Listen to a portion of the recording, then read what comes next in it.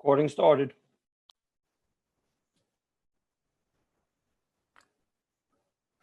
Sergeant Polite, you may begin your opening statement.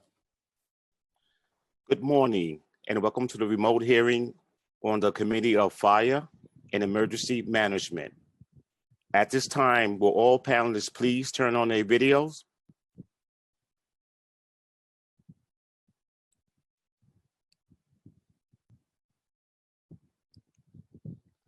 Please place electronic devices on vibrate or silent mode. If you wish to submit a testimony, you may do so at testimony@council.nyc.gov. That's testimony@council.nyc.gov. Thank you for your cooperation, and we are ready to begin shortly.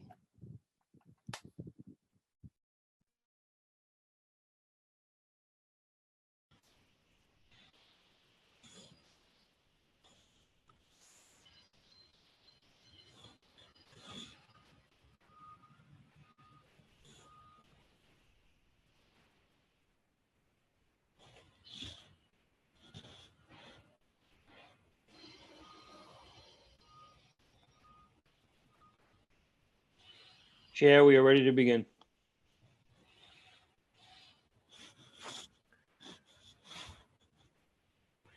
Good morning, everyone. Thank you for joining our virtual hearing today on the city's emergency management plan for a potential second wave of COVID-19 infections. I'd like to point out that we've been joined by my colleagues. So far, I see Councilmember Cabrera and Councilmember Deutsch. I'd like to begin by reading an opening statement. By the way, please forgive me. I was in my basement, but I had to come outside because of screaming loud children. Good morning. I am Councilman Joe Burrow. I have to gavel in, right? Yep. That officially starts the meeting. Good morning. I am Councilmember Joseph Borelli. I'm chair of the Committee on Fire and Emergency Management. I'm joined by, as I mentioned, Councilmember Deutsch and Cabrera at this moment. I'd like to begin by having a moment.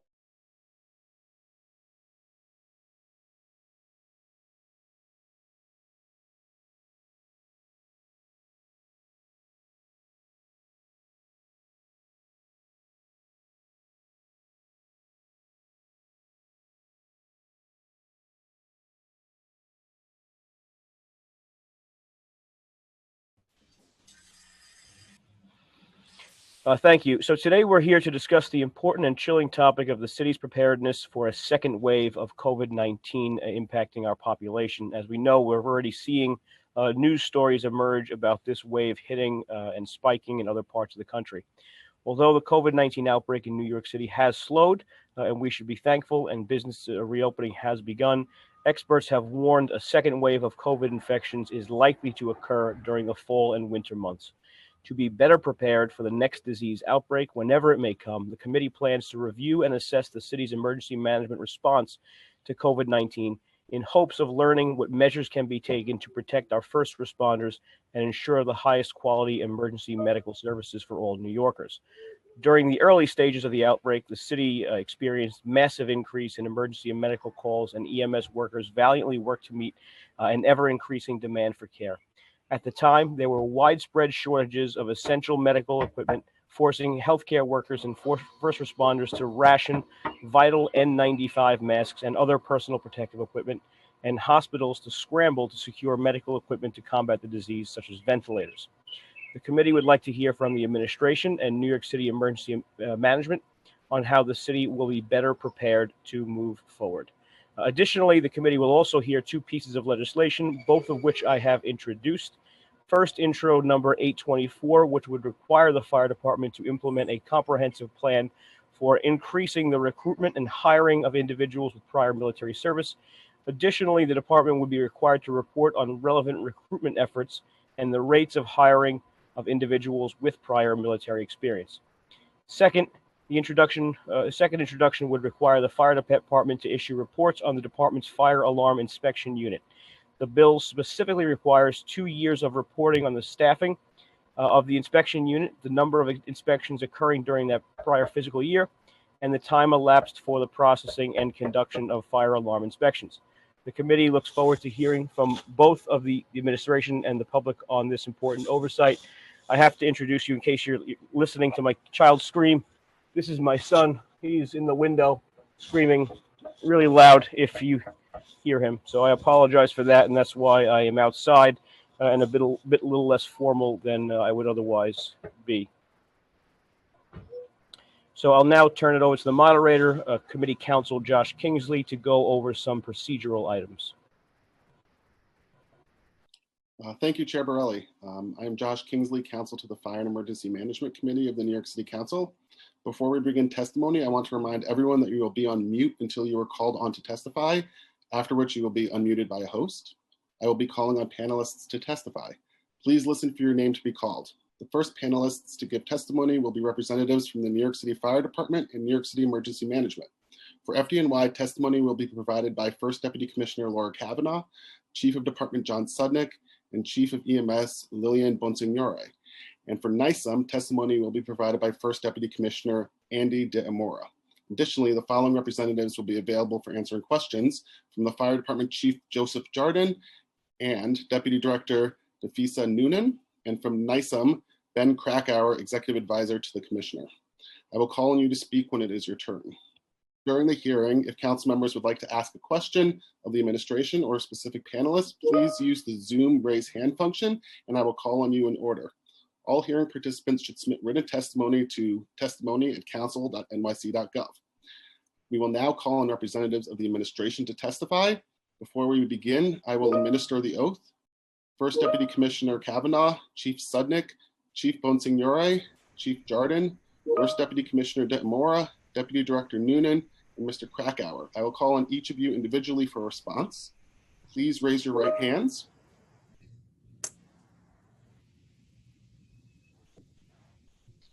Do you affirm to tell the truth, the whole truth, and nothing but the truth in your testimony before this committee and to answer honestly to council member questions?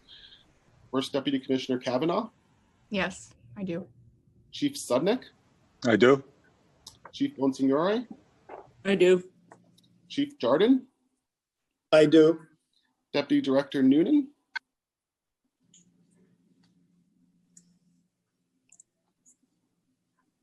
Deputy Director Noonan, do we hear you or? Can you hear me now? We can, thank you. I do. Okay, thank you so much. And finally, Mr. Krakauer.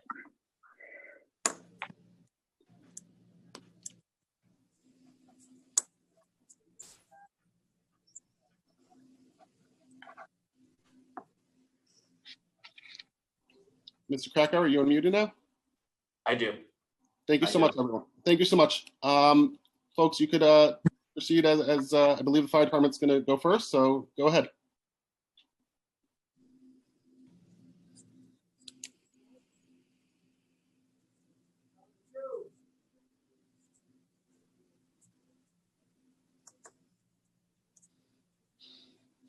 Can you guys hear me? Josh?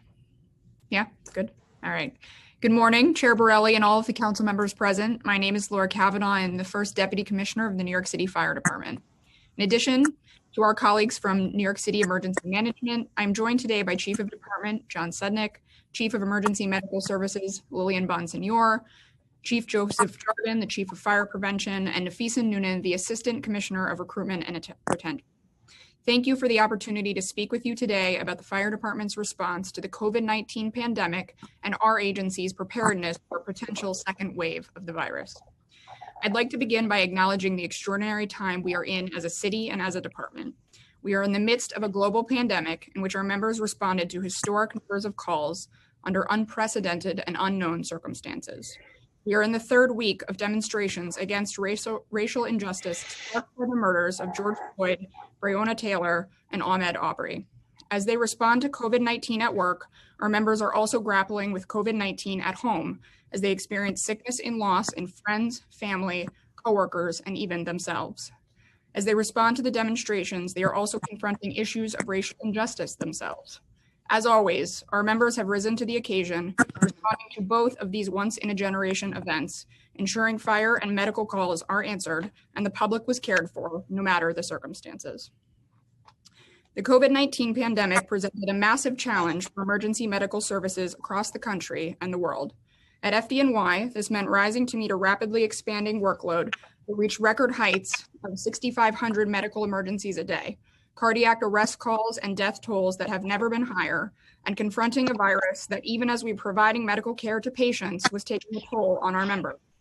We were able to succeed under these difficult circumstances because we took early action to shore up our resources and make preparations before the virus hit. We remained flexible and adapted to an operational environment that shifted daily and sometimes hourly, and most importantly, because we were able to draw upon the strength and professionalism of our members. We were also aided by courageous partners from New York and across the country. Through the extraordinary efforts of our EMTs, paramedics, firefighters, officers, and civilian support staff, the department was able to thrive, giving the city our best when it needed us most. COVID-19 has taken lives across the world, and at the fire department, we felt pain among our own family. We mourn the loss of 11 members of the department: auto mechanic James Villeco, Deputy Chief Inspector Syed Rahman, Fiscal Services Supervisor Kelly Childs, Supervising Fire Protection Inspector Edward Mungin, EMT Gregory Hodge, EMT John Red, EMT Idris Bey, Supervisor of Mechanics Thomas Ward, EMT Richard Seabury, Supervising Fire Inspector Mark Remolino, and another member of the Bureau of Fire Prevention whose family asked for anonymity. We also wish to recognize the efforts of paramedic Paul Carey of Denver, Colorado, who traveled to New York as part of the Federal Emergency Management Agency's National Ambulance Contract. One of the reasons that the fire department has been successful in combating the COVID-19 pandemic up to this point is that we took early and decisive action to prepare for COVID-related cases. In January, the Office of Medical Affairs researched the virus and drew upon the department's experience responding to the Ebola and H1N1 outbreaks to help streamline necessary adjustments. We consulted with the Centers for Disease Control and the New York City Department of Health and the State Department of Health, and we took steps to ensure that our equipment was appropriate to meet requirements of a COVID outbreak. For example, we confirmed that the rate of air exchange in our ambulances met CDC standards and was sufficiently safe for our members and patients during and after a potential COVID patient was present in the vehicle. We revised decontamination protocols and increased the rate of cleaning and disinfecting at EMS and fire facilities. The department also made changes to the way that we dispatch medical calls, implementing a fever cough call type, with 911 dispatchers asking callers questions about symptoms and at that point about recent travel. This change, which we made on January 30th, enabled the department to analyze data about the virus as it began impacting New York, helping us to track the scope of the spread and better inform our partners in city government. It also helped us to advise our members during each response so that they would know when to don appropriate personal protective equipment before arriving at each patient. One of the key areas of focus as we prepared for COVID-19 to reach New York was securing enough PPE to enable our members to do their jobs safely. This involved reviewing our available stockpiles and developing new sources to drastically increase our inventory. The Office of Medical Affairs closely tracked CDC and DOH and New York State DOH guidance on PPE usage and created training and instruction for members. On March 4th, we activated 2 incident management teams. One was detailed to emergency management, and the other was assigned to help manage the FDNY's COVID response, including our PPE inventory. The IMT was very successful at securing supplies of N95 masks, eye protection, gowns, and gloves, even as agencies across the world vied for the same materials. We developed and began distributing a daily internal update regarding COVID data, changes in protocols, and precise tracking of PPE inventory and usage. During this time, we executed several moves to increase the number of resources available to respond to the outbreak. Working with our partners at Emergency Management and FEMA, we requested and received approval to use hundreds of ambulances staffed by EMTs and paramedics from around the country under the National Ambulance Contract. Through our agreements with private hospitals who participate in the 911 system, we requested that they increase their share of ambulance tours, and we brought in volunteer ambulances from across the city to respond to 911 calls as well. By expediting training at our EMS and fire academies, we increased our available fire and medical personnel as well, graduating hundreds of probationary EMTs, paramedics, and firefighters during the worst of the pandemic. And we accelerated training courses to get other members and instructors back into the field. By adding so many resources into the 911 system, we were able to continue effectively covering medical calls even as they soared to record-breaking levels. Early on in the COVID outbreak, we made changes to the way our members staff their shifts to reduce exposure and mitigate the spread of the virus within our own ranks by decreasing the number of partners that an EMT or paramedic work with each week and limiting the pool from which a firehouse could draw on for overtime. We closely monitored the growing medical leave rate and worked 24/7 to make operational changes needed to continue our response. Each change we made required coordination between EMS and fire operations, our medical staff, and each administrative bureau. Examples of this include instituting a mobile computer-aided dispatching system, which allowed us to include the NAC units from across the country in the New York City 911 dispatching matrix. We also instituted a telemedicine program as part of the 911 system, which put callers reporting lower acuity medical issues in touch with a medical professional by phone in order to reduce the number of ambulance responses and transports. This benefited our members, the patients we serve, and the hospitals that were overwhelmed at the time. Each change was a significant undertaking, and those efforts, while lengthy, have given us a blueprint from which to make immediate changes if a second COVID wave were to occur. The department's IMT continued handling PPE sourcing and distribution throughout the surge. We worked with a wide variety of sources, including emergency management, DOHMH, DCAS, and the mayor's office, and we developed a large number of our own sources throughout the world. As we all learned, tragically, many healthcare organizations around the world struggled to obtain appropriate levels of PPE. Thanks to the tenacious efforts of the members tasked to obtain supplies, the fire department has always been able to maintain enough PPE to meet or exceed CDC guidelines for all operations. As the pandemic unfolded, we also worked to support our members when they were off duty. We coordinated with the Department of Education to help our members to enroll their children in the regional enrichment centers across the city, provided meals and a safe place for children to learn, while their parents were busy serving the community. We partnered with Lyft and City Bike to provide alternative forms of transportations for members to commute. We launched a program with the FDNY Foundation to provide free lodging for members who wish to forego being home to avoid potential exposure of family members. As of last week, nearly 600 members have made use of it, and others have enrolled in similar lodging programs run by the administration. We worked with Health and Hospitals Corporation to provide free COVID testing for all of our members, and most recently, we worked with the CDC and Quest Diagnostics to make free COVID antibody testing available to all FDNY employees. It has now been more than a month since the peak of our call volume. However, it is worth cautioning New Yorkers today and periodically as we move forward that New York City is still in the midst of this pandemic. I'm happy to report that our medical call volume has reduced from historic highs. The last of the National Ambulance Contract units departed at the end of May. We have reduced the surge tours that we are requesting from our private hospital partners, and we no longer have a need to include the Volunteer Ambulance Corps in the 911 system. We continue building and refining our telemedicine system, which served a crucial function over the last few months. We continue to track data in real time, and we are prepared to immediately shift resources again if the virus experiences a second wave in New York City. As businesses and community activities began to reopen, we will remain vigilant and take swift action to meet any increased demand for emergency medical services. We remain in close contact with our partners at Emergency Management, DOHMH, the Mayor's Office, and the CDC, and our doctors continue to monitor developments with the virus around the world. We are also building a stockpile of PPE so that if a second COVID wave does occur, we have an ample supply of equipment ready to use. We all saw firsthand the disorganized distribution of PPE at the federal level. We will continue to ensure that FDNY operations are not impacted by that dysfunction by building our own supply of PPE, which will afford us the flexibility and independence that comes with not having to scramble and compete against other agencies. We also continue to support our members in every way possible. We have advocated for line of duty benefits for our members who lost their lives to COVID-19, and we know that the risk of losing members in the future is very real.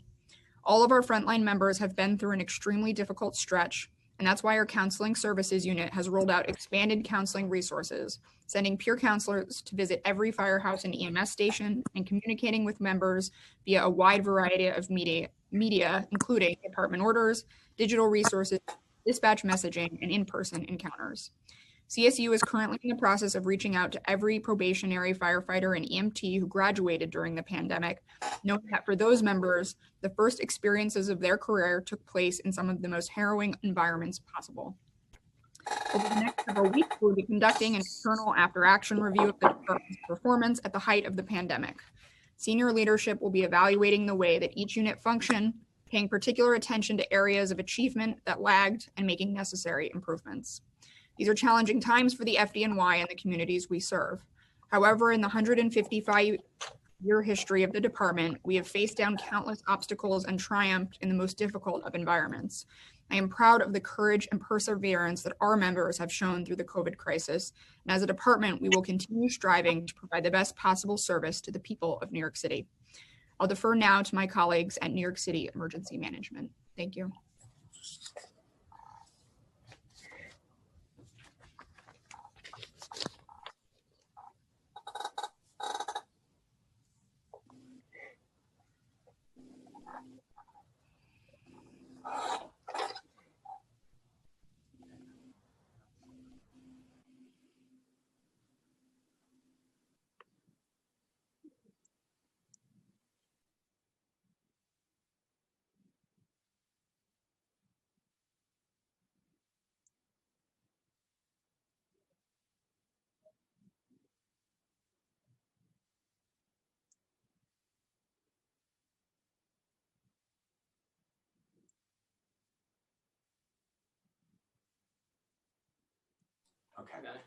Okay, now I think you could hear us, right? Thank you, First Deputy Commissioner Kavanaugh. Good morning, Chairperson Borelli and members of the Committee on Fire and Emergency Management. I'm First Deputy Commissioner Andrew Diamora, and I'm happy to be here today on behalf of New York City Emergency Management to discuss the role that emergency management played and continues to play in the COVID-19 response. I'm joined by my colleague, Ben Krakauer, Executive Advisor to Commissioner of Emergency Management. Before I get into our response to COVID-19, I just wanted to take a moment to acknowledge how challenging the past few months have been for everyone in New York City. We are all experiencing current events through our own lens, but public service in the city is built on the strength of our diversity, our respect for one another, and our ability to listen and learn from each other. It's hard to express how dedicated the emergency managements of the city are, but please believe me, our team will stay the course no matter the weather. Let me shift now to discuss the last few months at our agency. In December 2019, cases of novel coronavirus were confirmed in Wuhan, China. Cases quickly spread across the globe. New York City began to prepare for what would become a global health crisis. Emergency management started to prepare for this inevitable COVID-19 in New York City in January. We held our first interagency coordination call, followed by a series of tabletop exercises designed to review and discuss the citywide response to this developing pandemic. We held the first mayoral exercise on January 24th and the second on March 2nd. Both exercises focus on the situational COVID-19 update by the New York City Department of Health and Mental Hygiene. An agency shared their preparedness for COVID-19 and detailed their response plans and protocols. Between the two exercises, we continue to convene interagency conference calls, meetings, and workshop with city agencies and our federal partners. Emergency management discussed the medical supply chain with the New York State Department of Health and the U.S. Department of Health and Human Services. Agency leadership reviewed guidelines and recommendations for social distancing, frontline worker protection, the distribution and need for personal protective equipment, and public messaging. We continue to develop scenarios to prepare for the cascading impacts of healthcare surge, fatality management, major event cancellations, decreased citywide workforce, food and supply shortage, and potential virus mutations. Although the first case of COVID-19 in New York City was not confirmed until March, emergency management activated the Emergency Operations Center on February 1st to implement the federal quarantine directives and build a structure of interagency crisis action planning task forces to rapidly develop policies, procedures, and recommendations to implement as the situation worsened. Tasks and responsibilities of agency staff evolved to meet the needs of the emergency. For example, the Operations Division expanded its daily roles by staffing the COVID-19 information desk and deploying citywide incident coordinators to conduct daily visits to main food distribution centers to confirm normal operations and to evaluate hospital surge sites.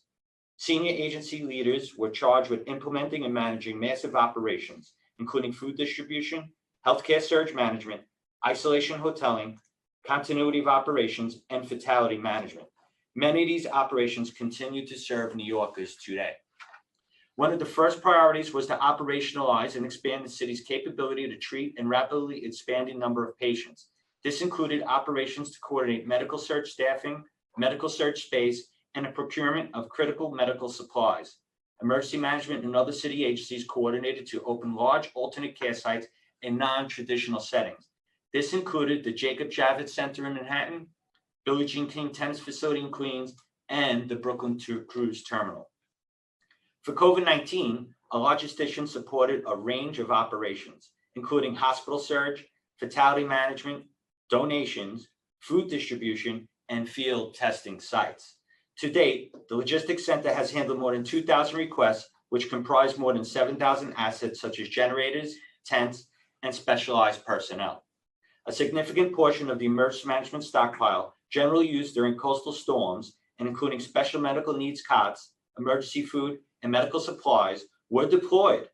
Items not contained in our stockpile were procured from the state and federal governments, as well as the private sector. We assisted in distributing PPE for hospitals and nursing homes received through the Department of Health's warehouse.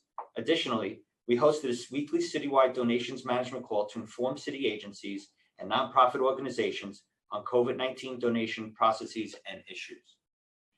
Emergency management quickly sourced and entered into emergency contracts with healthcare staffing firms that have brought thousands of doctors, nurses, and other medical professionals to the bedsides of New Yorkers when they needed it most. We set up a staffing cell that rapidly placed volunteers into hospitals and worked with airline partners to fly them in. More than 2,500 staff have been referred to 128 healthcare facilities to address COVID-19 needs. Further, emergency management coordinated the request and placement of medical providers from the United States Armed Forces who provided care in all of our public hospitals.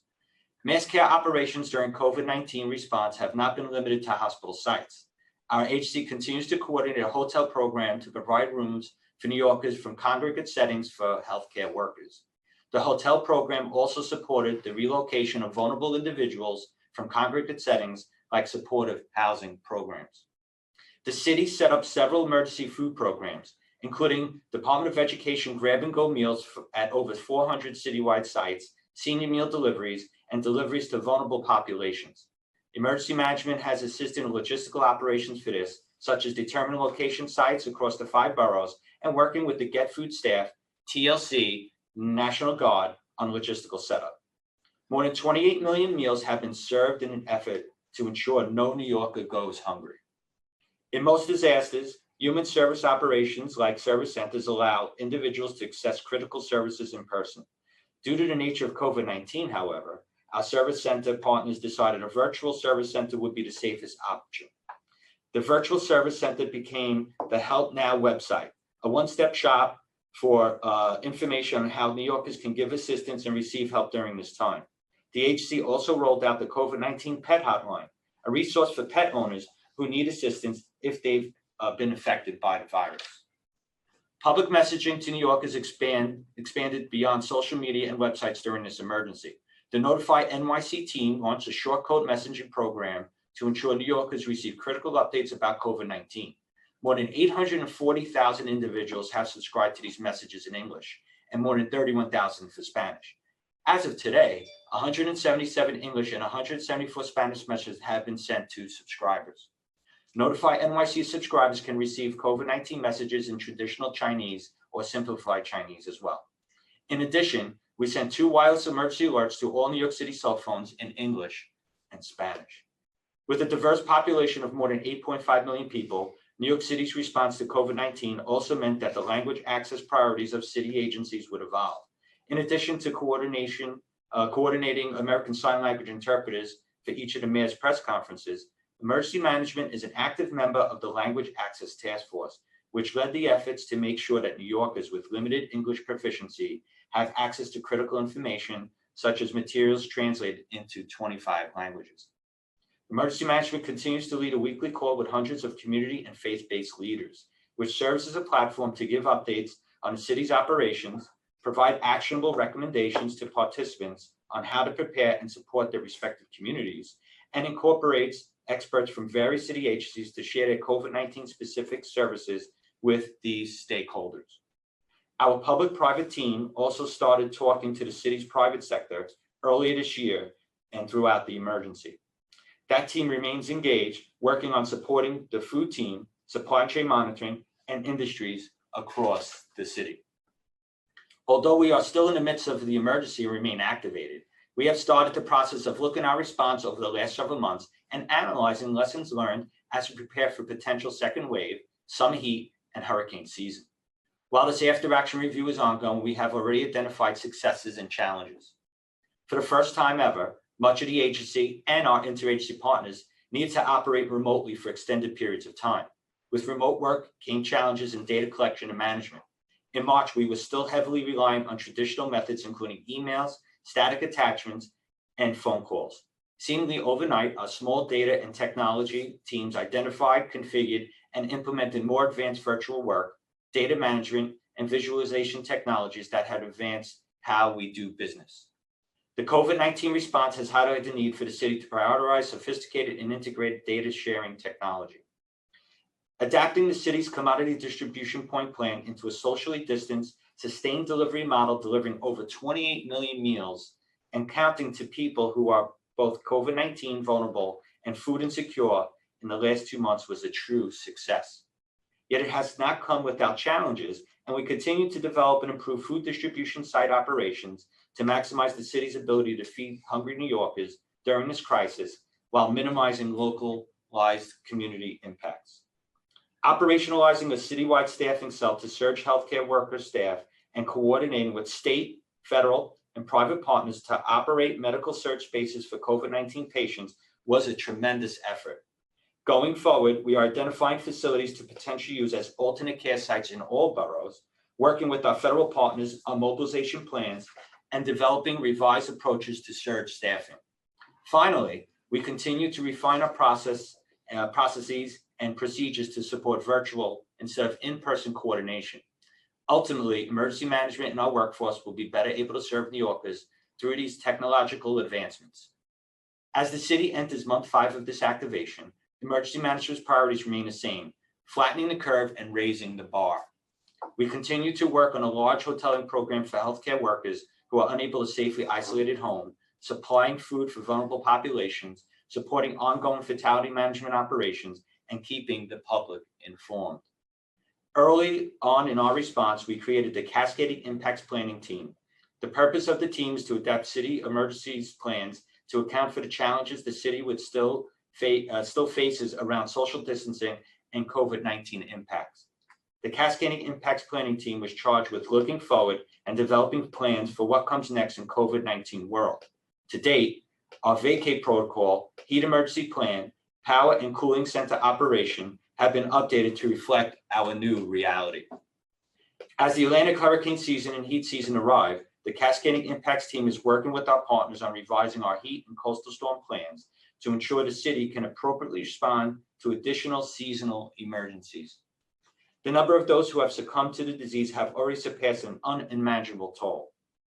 City employees have been lost in the battle against COVID-19, including our own Gregory Hodge, a 20-year FDNY EMT who was detailed to emergency management in our watch command. As the world continues to fight this pandemic, we are reminded that while this is a time of uncertainty, we are in this together and we will never stop planning and we never stop preparing. Our dedicated emergency managements are all in and up to the challenge. Now, emergency management FDNY are happy to take any questions that you may have. Thank you.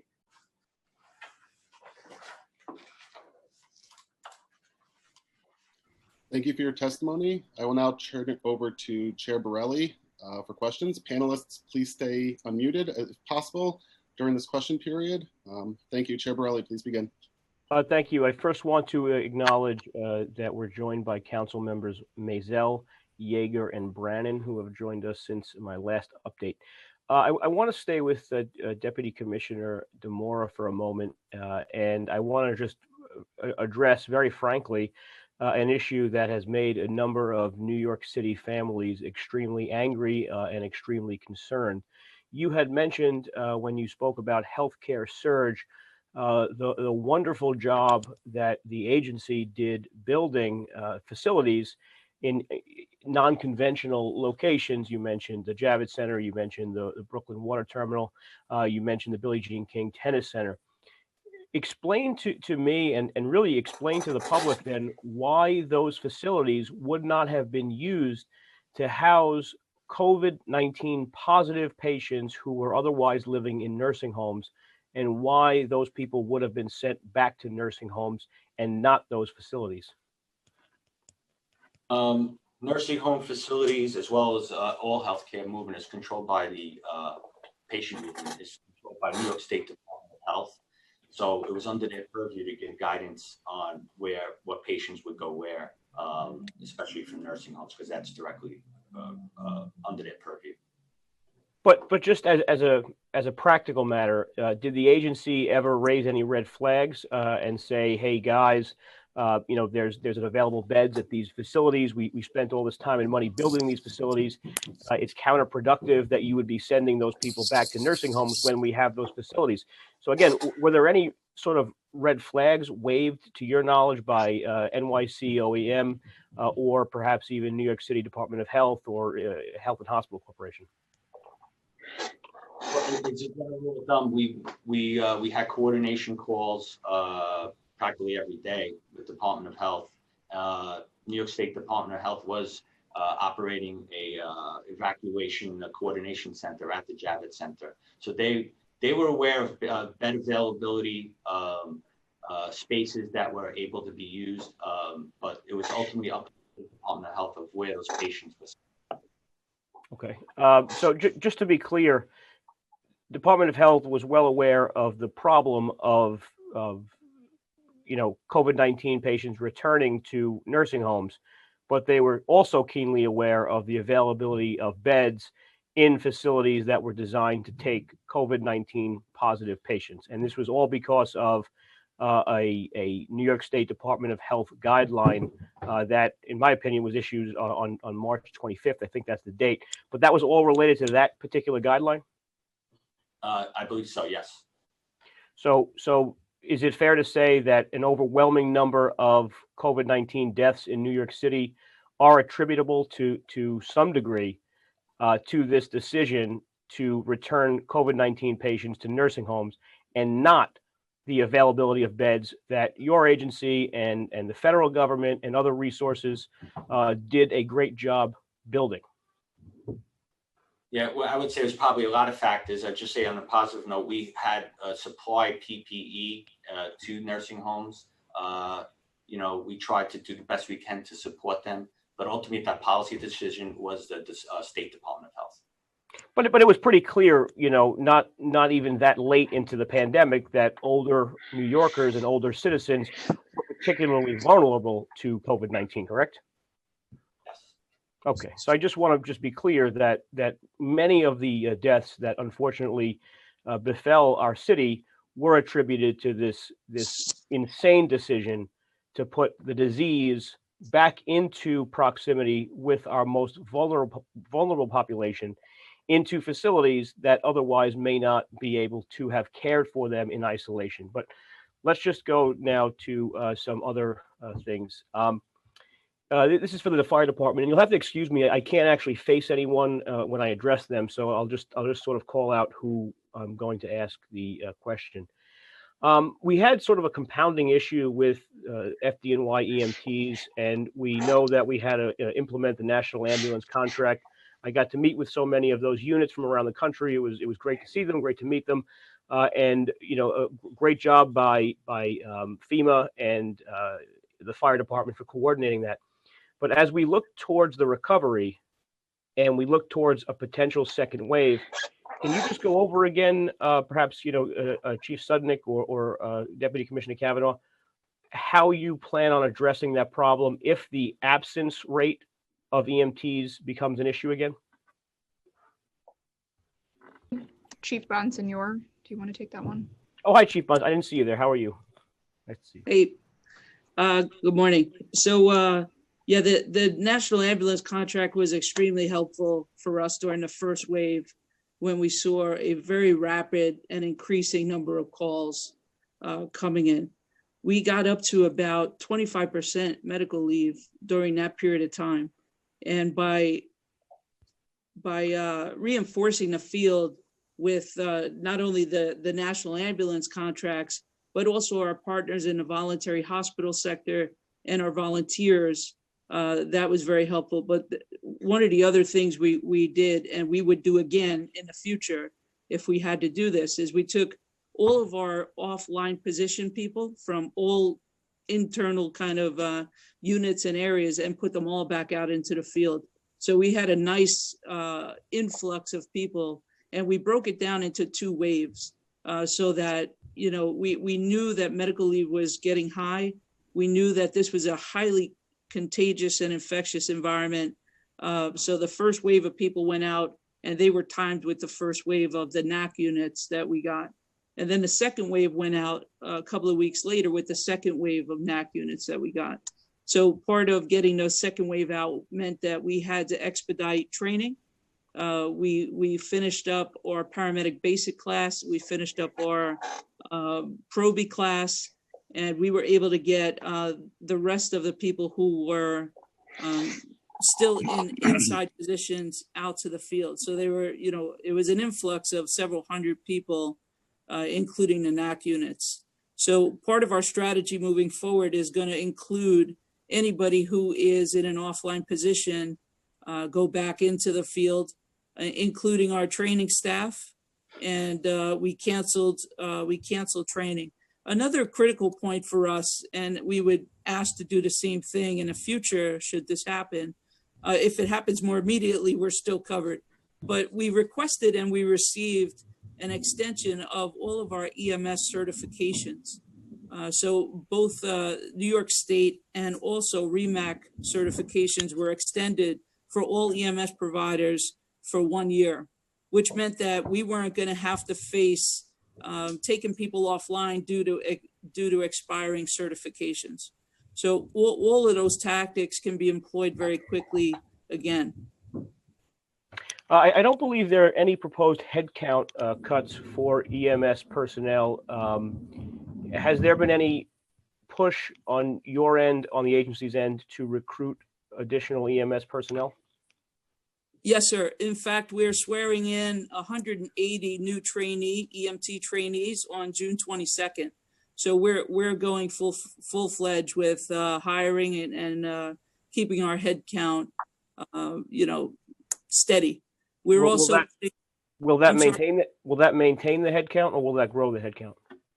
That will grow the head count for now, and we hope to continue hiring at our regular rate in order to reach our head count. Also we have our medic basic class that we had pulled out of training and put them back in the field. They're going back into training. They're going back into their medic class. So by January, we'll have another full class of paramedics hitting the field. And by October or so, we'll have 180 or slightly less EMTs hitting the field. So, we are in a hiring cycle that we hope to continue. And, that keeps us on track with what we were trying to achieve pre-COVID. And what will trigger sort of the contingency plans, whether they be pulling people back into the field or doing and implementing EMS shift scheduling work?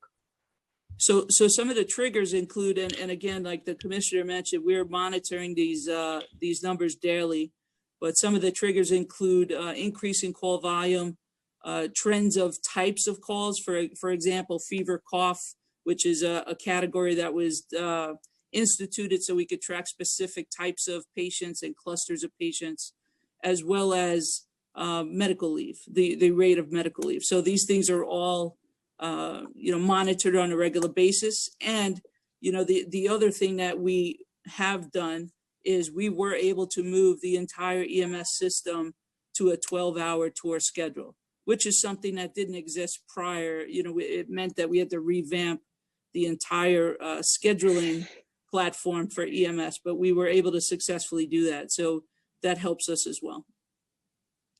Thank you. I want to talk next about PPEs. I noticed my screen had froze for a moment. So if Josh, you could just give me a thumbs up.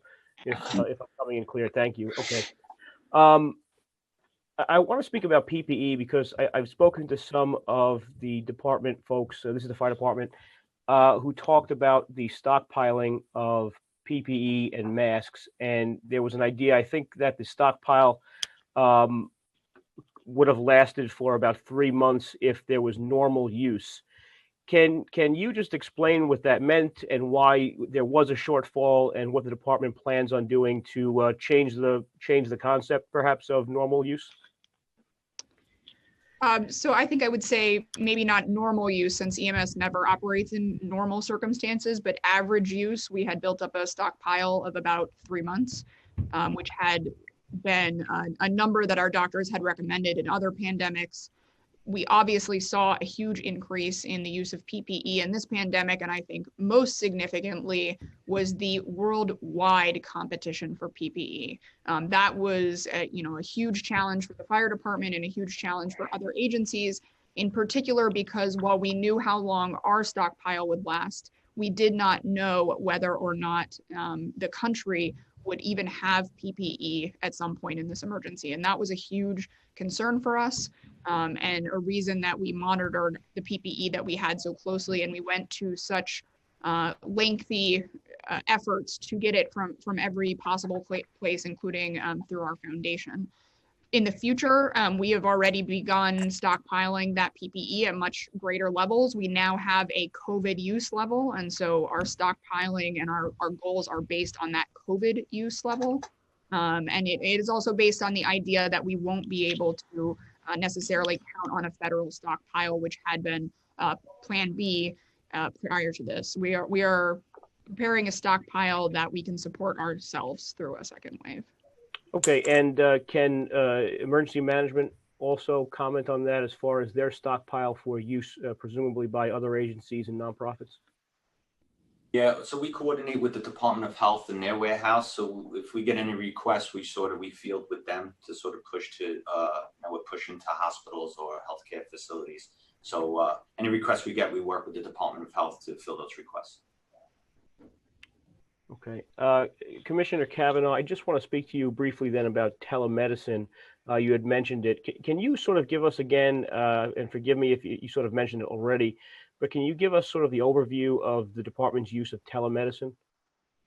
So the department implemented telemedicine as the COVID pandemic hit. We were able to do that under the emergency order that the state had issued. We had been planning to implement telemedicine prior to this, and so we had a lot of the infrastructure in place already, but we did not have the ability to implement it. We were still working with the state to get some of the permissions that are required, but the emergency order gave us that permission, and so we implemented it right away. For us, telemedicine is utilized when patients call 911 and they may have a condition which needs treatment of some sort, but of which an emergency room would not be the ideal place or the only place they can get that treatment. And obviously in the midst of COVID, as everybody knows, and an emergency room was an especially difficult place to seek treatment, both because of the risk of getting COVID and the sheer number of patients emergency rooms were grappling with. So some examples of that might be somebody who needs a prescription filled in order to manage a chronic illness. Telemedicine can deal with that, and our dispatchers are able to identify those patients through triage and transfer them over to a doctor on the telemedicine hotline, so that they can have their medical issue addressed, but not be picked up or transferred by us and not end up in the emergency room. Do you have an idea of how many calls were resolved through telemedicine, a percentage or a volume number? I don't have a volume offhand. We can get that to you for sure. Okay, and if you were talking to me over a cup of coffee, in layman's terms, would you say the use of telemedicine is working? I would say that it's working, and we should continue to implement it and ensure that it is working even better for any condition where it is appropriate. It's absolutely, I think, something that New Yorkers want and need, and that was proven out in this pandemic as we were able to divert people from emergency rooms. So I would encourage the whole city to keep moving forward on the implementation. And you see a role for telemedicine in the future potential wave of COVID as well? Absolutely. I think speaking to what Chief Bonsignor was addressing about these spikes in volume and all of the different resources that we have to bring together to address those major spikes, telemedicine is a key part of that because it helps treat patients that aren't in need of EMS or emergency room services. And so it makes sure that our EMTs and paramedics are available for the most critically ill patients, which is exactly what we want. Okay, before I'm going to give one more question to the Department of Emergency Management, then I'm going to hand it over to some of my colleagues who have questions, and then I would like to come back with some COVID budget-related questions after they give some questions. So just OEM, can you just give us the overview of the contracts you are now involved with hotels, whether they need to be continued, and is there any thought on keeping those through the next wave?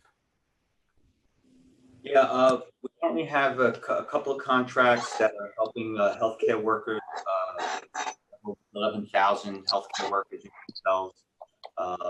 We also have some other contracts regarding MOCJ hotels that are housing some folks.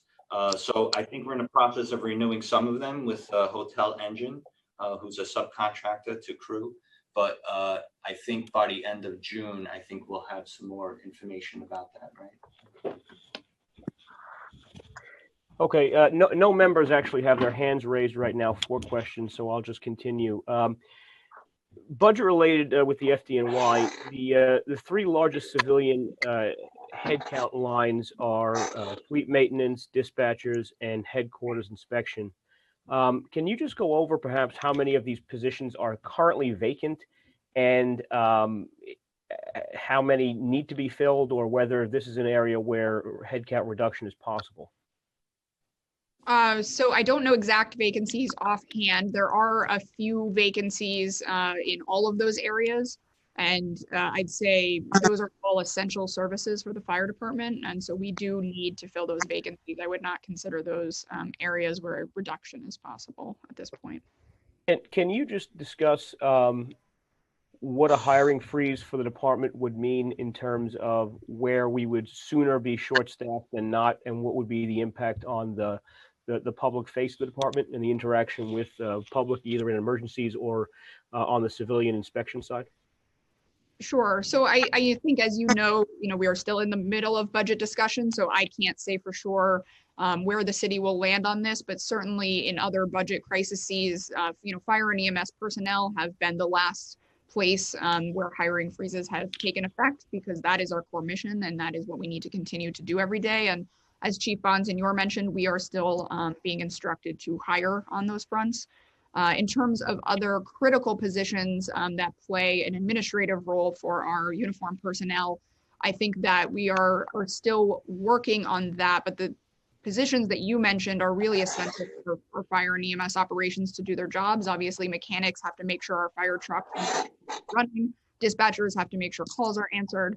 I think that we would see our hiring freeze impacting far more the administrative civilian positions, especially those that are unfilled in the department right now, will probably not be filled in the course of this hiring freeze. And there's definitely no talk about a hiring freeze with respect to EMS training at all, correct? I have not heard one, no. Okay. I should also mention, I failed to mention that for fire prevention, those are revenue generating positions. So that's a separate conversation that we expect to continue with OMB about filling chief positions. Has there been any drop off in inspections moving forward, considering the role that some of the inspectors have had to take on with respect to enforcement for COVID rules? Chief Jordan, would you like to take that one? Sure. I don't think that we recognize the drop-off in inspections due to the repurposing of a number of inspectors to the COVID emergency order effort. That those were inspectors that normally inspect places of assembly and restaurants and nightclubs, which of course were closed. Although we did experience a drop-off of inspections, it was mostly due to the fact that the places we would normally inspect were closed. And in fact, we had a number of our inspectional and support staff who were on COVID-related leave for several weeks at a time. So I don't know that the repurposing of our staff was a cause of a reduction in our normal inspection types. Deputy Commissioner Kavanaugh, can you just talk about the counseling that the department has offered to some of its members, whether they're EMTs or firefighters, in response to COVID and some of the challenges that the program has faced? Sure. So our counseling services unit has been very robust and very much tailored to the needs of our uniformed members. It was really grown after 9/11 out of that need, and has continued to grow ever since. We do believe that we will need to grow the unit, particularly peer counselors who are uniformed members who help connect members in the field to professional mental health services. So we actually believe that's an area in which we're going to need to grow going forward. As you know, our members have seen an extraordinary amount of loss in the course of their jobs, particularly our EMTs and paramedics. And we have a number of people who graduated from fire and EMS academies in the middle of this pandemic. And that is a really intense experience to have gone through. So we're actually going to be growing our counseling services unit. We believe that there are a couple positions in that unit that will not be affected by the hiring freeze. And we are going to utilize the combination of filling those lines of professional counselors along with our ranked peer counselors to address the mental health needs of our members coming out of this pandemic. So some folks are proposing an early retirement incentive for members of the fire department, along with nearly every agency. This is something that the city did in 2010 and 11. The city did it also in 95 and 91 with various agencies. Given the economic foreshadowing that we think will happen over the next, certainly the next budget year, if not potentially the future, is the department even running the numbers on what an early retirement incentive might look like, and who would qualify? I don't want to get into details now because I know, and you know, that the rumor mill will go crazy with people interested in perhaps taking advantage. But is this something that the department is actively looking at? So we're not actively looking at it because, as you mentioned, we have not seen the specifics of what that would look like. If we had the specifics of the terms, we would obviously run that and look at what impact that would have on our membership. I think, as you know, that has been done in previous budget crises. And so we expect that that may be something we will be asked to look at in the near future. I think we would share your point of view that we would prefer to do that before we laid off or did any hiring freezes. So I think we are aligned on that front, but we have not heard any specifics. And so we haven't been able to run any numbers in that regard. Has OMB asked you to do any analysis of what that would look like potentially? I think I'd have to ask our budget director. They have not asked me, but that would typically not be my role. So we can check with them and get back to you. Thank you. On promotional exams, can you give us the status of promotional exams from lieutenant to captain, et cetera, from EMS to EMS officers? Just give us the grand scope of promotional exams and what you envision doing for the next fiscal year and beyond. So we are currently in discussions with DCAS. I can let Chief Sudnick expand on that if he would like, but we are currently in discussions with them to find out what that looks like, what promotional exams look like in a COVID world with social distance, which will be very different than how our exams have been given in the past. So I'm sure you know a number of them have been delayed, but we are actively working with DCAS to figure out when to reschedule them and what an exam would look like in this new environment. So we definitely plan to continue those promotional exams as soon as that is feasible. And is there any decision made to sort of kick down some of the classes of promotions? By kick down? Meaning delay them to save money. I don't think there is a plan at this time, Chief Sudnick. Is there anything you'd like to? Yeah, and there's no plan to reduce the number of promotions at this time. So both on the fire operations side, our lieutenants list, the current lieutenants list and captains list, both expire on the same day in August. Exams were scheduled for May and June for lieutenant and captain. Obviously, we couldn't have those exams due to the pandemic.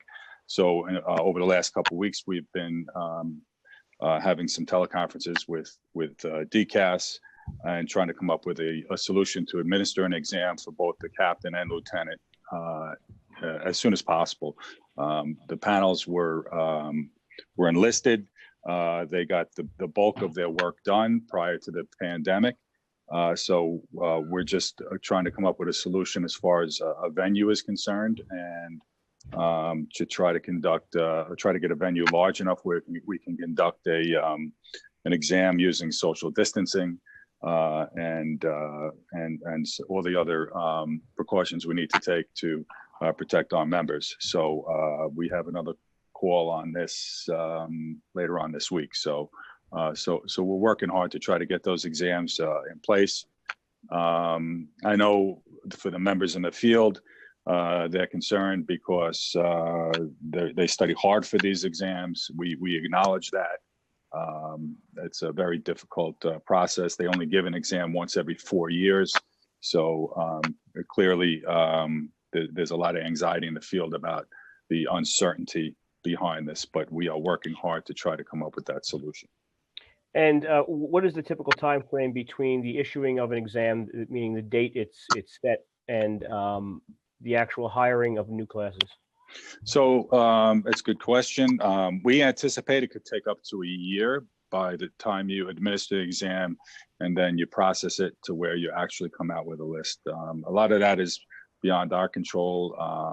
Most of it's beyond our control, actually. It depends on how fast DCAS is able to process the protest sessions and things like that. So, but typically, past experience has shown it could take up to a year. So, for example, if we were able to administer exam later this summer, in a best case scenario, it could take upwards to another year, so next summer, before we could see a list be established. Okay. So how does that impact the hiring?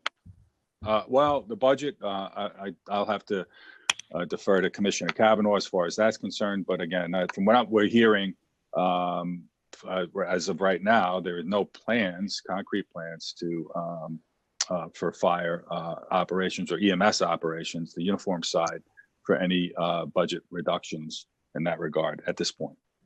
She can comment on that if I'm accurate in that statement. That's correct. Thank you. So just a final question for New York City Emergency Management. Has that agency been directed to have any sort of hiring freeze? And if so, where will operations be short-staffed, or where is there need within the agency to bring in staff that you might not be budgeted for? Well, as you know, we have a lot of detailed staff like myself here, so we're not going anywhere. But I think as we look at the budget going further, we'll see how we could manage that, if there's any potential with not hiring folks that we were looking to pick up. So I think right now, I think there is some sort of budgetary constraints, but we're looking at that right now. So, and also, thank you. All our grants are still in effect, so we could hire off grants as well. So I think on the grant side, we're okay. Thank you. And then just a final question now for the department. Just you guys didn't comment on the two bills that were included in today's hearing. Do you have any objections to the bill regarding recruitment of military personnel or the reporting of the inspection units? We do not have an objection. There might be some small changes we might want to make to the language simply to align it with how we keep our data, but those would be relatively minor. We could discuss them offline. Commissioner Noonan, I don't know if you want to add anything, but we already do pretty extensive recruitment of veterans. Let the record show it froze after you said, I have no objection. I don't see any council members with questions. I'll give everyone a moment Can I just mention one other thing? I Oh, think yes, you sorry. mentioned both. You talked about the veterans bill, but there are two bills. And the other bill, we would have an objection to simply because we worry that it would take staff away from inspection services in order to report the information required in the bill. So that's one that we'd like to discuss with you a little bit further before we move forward. Great, thank you. Josh, has any member signed up for questions? No? Okay, then I will dismiss this panel, and I will turn it back over to the committee council to figure out who is the next panel. Thank you, Chair. And thank you for the testimony, both of those agencies. I would ask that someone from the administration stay on the line to hear the remaining public testimony, which as of now is only 2 individuals. So that shouldn't, I hope that you're able to stay. We'll now turn to the public testimony section of this hearing. I'd like to remind everyone that unlike our typical council hearings, we will be calling on individuals one by one to testify. Council members who have questions for a particular panelist should use the raise hand function in Zoom, and I will call on them after the panelist has completed their testimony. For panelists, once your name is called, a member and the staff will unmute you and you can begin delivering your testimony. So I think we're going to start with Oren from the EMS union. Oren, are you unmuted? You are? Yep. Go ahead, sir. Okay. Good morning, Chair and committee members. My name is Oren Barzilay, President of FDNY EMS Local 2507, representing EMTs, paramedics, and fire inspectors. Once again, I come before the distinguished members of this committee to provide an insight into the latest of a long list of inadequacies within the FDNY EMS. As usual, and as always, the system squeaked and groaned, nearly collapsing in the face of a crisis response.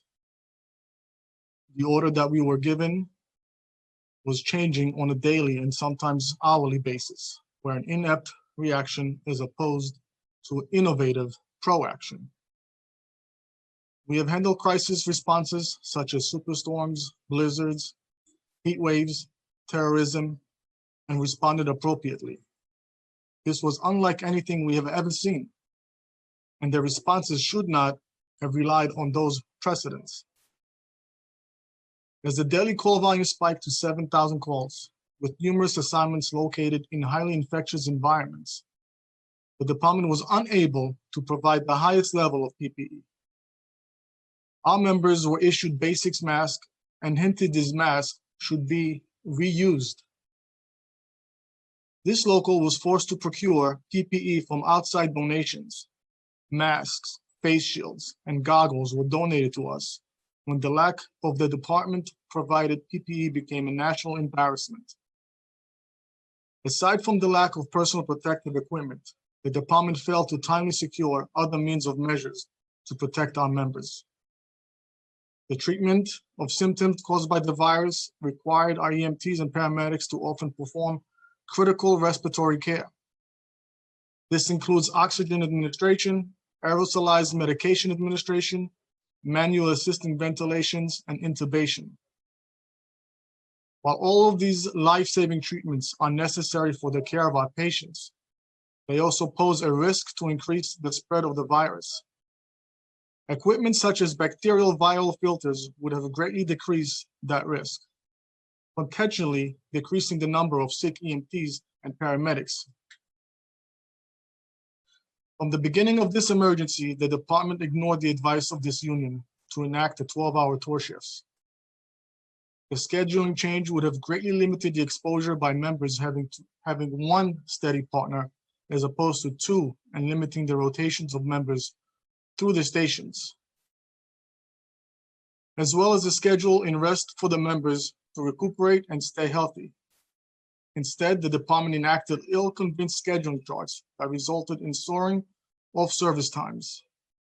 This resulted in my members working 16-hour shifts day after day, sometimes 5 days straight. We saw an increased rate of infection and illnesses, totaling over 1,400 EMTs and paramedics to date. And the deaths of EMT Richard Seabury, John Redd, Idris Bey, Greg Hodge, and 2 fire inspectors that the family requested their names be kept confidential. Only after these incidents did the department adopt our suggestions, and with no surprise to us, the rate of infections declined and in-service times and staffing increased to over 100%, which has rarely been seen even prior to the pandemic. The EMS workforce was the first and frontline response to the virus. CFR response was decreased to only respond to priority 1 assignments. PD response was curtailed. The entire burden of the 911 response was placed squarely on the members of the emergency medical service, with only marginal support. There are talks of a second wave, whether it is next month or next year. Will the department be prepared? Or will history repeat itself, as it always has, and at the expense of our members? Thank you for your time. I will take any questions.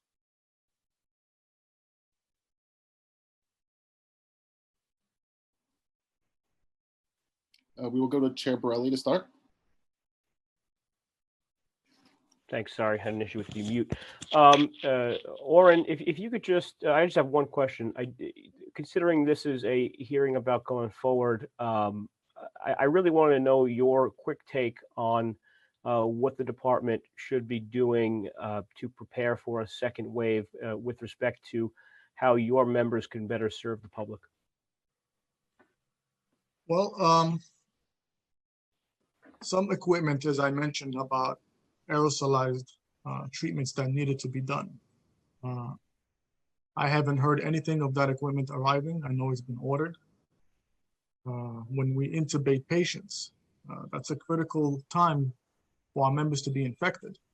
And these filters have been out there for quite some time, but we still haven't heard about that shipment arriving. I'm glad that they're, stockpiling on the N95s and other PPE equipment that's necessary to protect the men and women. However, if you look around the country, N95 masks and goggles is not the end all for protecting people. As I said a second ago, if you look around the country, they have full body gear that they covered themselves. This thing lands on your hair, lands on your clothes, then you touch it, after you're done with your patient contact. You go like this, you can contaminate yourself again. So if you look, some cities were using SCBAs, they were using full Tyvek suits. This thing is unpredictable. Just yesterday, the World Health Organization is now saying that made a mistake, that asymptomatic patients are now contagious. So I'm just hoping that we learn the lesson, get better equipment, so we don't face many more ill first responders. Thank you. I have no further questions for you, Oren, if we want to call our next witness, Josh.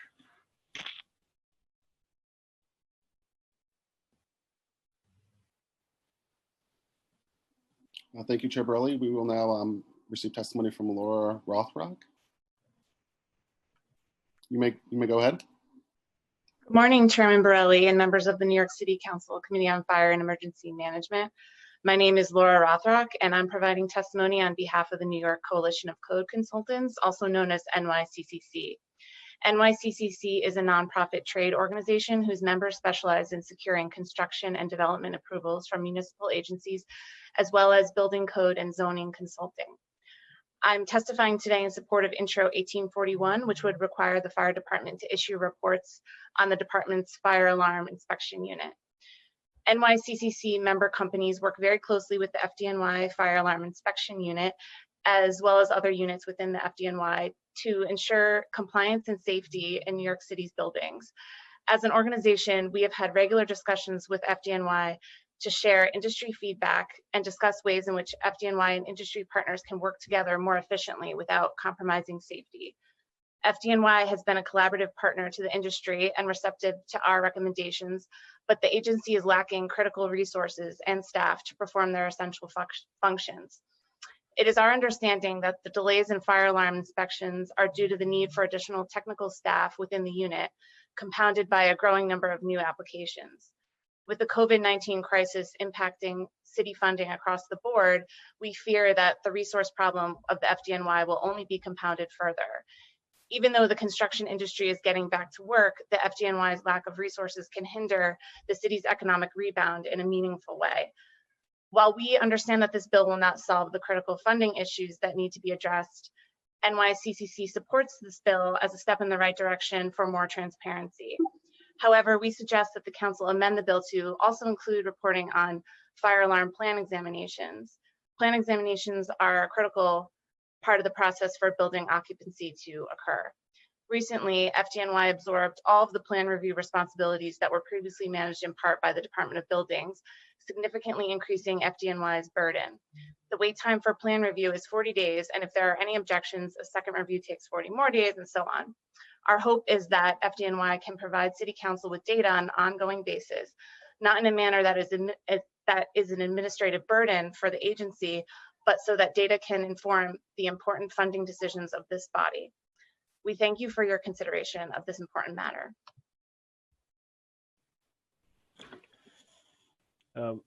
Thank you very much. I do not have any questions for you, so I will turn it over to the committee council to see if there are any other members who have questions or any other members of the public who wish to testify.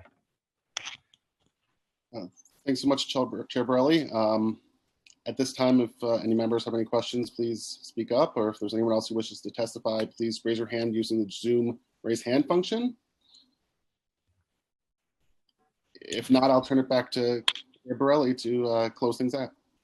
Thank you. Thank you very much to the members of the FDNY and to New York City Emergency Management for their participation in today's hearing. This officially closes out this hearing of the Committee on Fire and Emergency Management. It's a sword. Sorry, everyone. Thanks, everyone.